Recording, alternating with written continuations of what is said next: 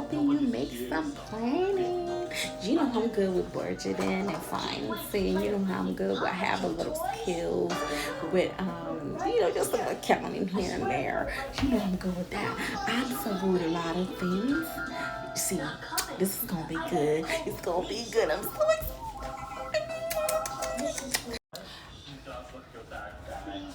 Where you at? It's already 9 p.m. Why are they coming home so late? It's annoying. I'll be here by myself and the baby. It's ridiculous. I bet you probably with somebody right now. When you coming home, you better not be with no girl.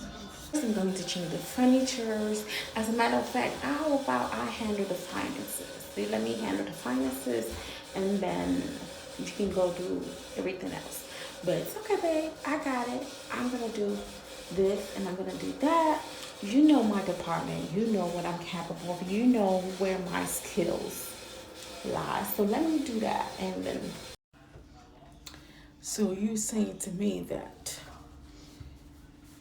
you gonna come in here and change up the whole furnitures and house coloring and change things up? You can't do that, man. You just can't do that. You have to ask me for permission first. Then you have to let me do things my way before you just coming in here changing up my whole crib, moving things around. See, you getting on my last nerve. Hello guys, welcome back to my channel. So today I will be speaking on relationships again. I hope that you've been able to take one or two tips out of my previous videos. Now today I was speaking on not being domineering in relationships. Now, as we all know, women, we love to express how we feel through our words, actions, body, everything, especially when we are highly emotionally invested in a thing or person. We love to show it, right? So especially when we are in a new relationship, and it's a new relationship and we really care about this person, we love to come in and show how we feel, how we care, and most especially we love to make our presence known when we move into our spouse's home by leaving a few things in there just to mark our territory, to show that, hey, this is my home, this is my man.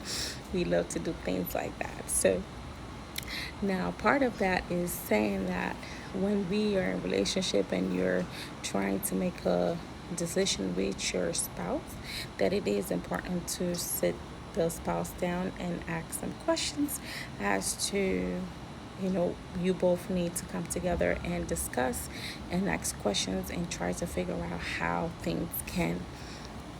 both of you can make a solid decisions to in order to have a healthy relationship, and not just try to do things to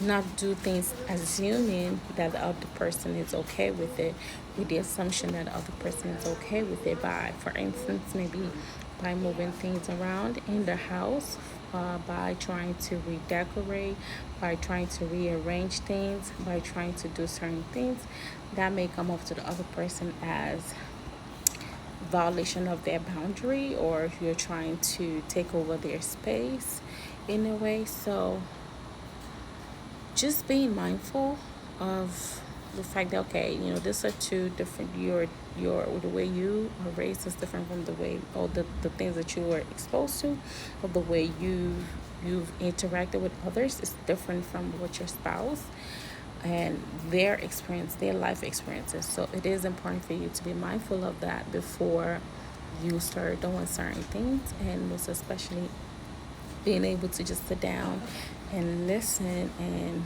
to what the other spouse is saying. Especially for men, they're not as expressive.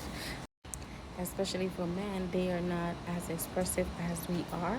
So in order to make sure that you're not disrespecting the person, your spouse, by maybe doing certain things that they are not okay with, it's important that you carry them along and ask some questions. Is this okay? Is that okay? Should I do this?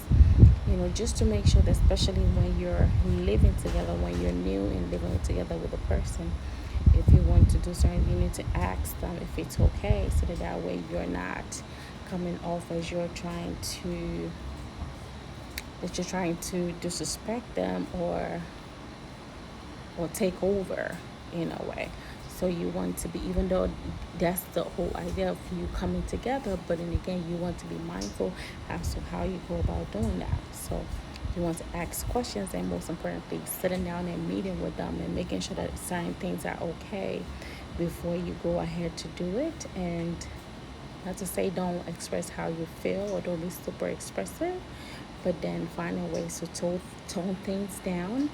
And like I said, don't be domineering and thinking, okay, maybe you have all the best or the great ideas, and your relationship should go as you think it should go. So you need to relax, calm down, bring your ideas to your partner, and then discuss it and make sure that, and you both need to agree that it's okay before you move forward. And if it's not a okay, don't be disappointed, don't let your feelings be crushed, or think maybe your partner don't care about you just because they don't want to do things the way you want to do things. Remember, you're not twins, you don't have the same thinking, you don't have the same vision, you don't have the same upbringing, and definitely not the same life experiences. So you need to be relaxed and understanding that, maybe you need to represent these ideas, or find or maybe look at things in a different way and try to see things your spouse's way, and then try to find ways to either accommodate each other, or find ways to just, sometimes you have to let things go. And maybe you let somebody win the argument, or they let their ideas be the winner for that particular point in time, then you get your turn later, or vice versa. So the point of this is just to not be domineering in your conversations, not thinking that your ideas are always the best ideas, and then just taking things easy in your relationships. And but yeah, guys, that's pretty much it. Bye. Thank you. Well, bye. Bye. Thanks for watching.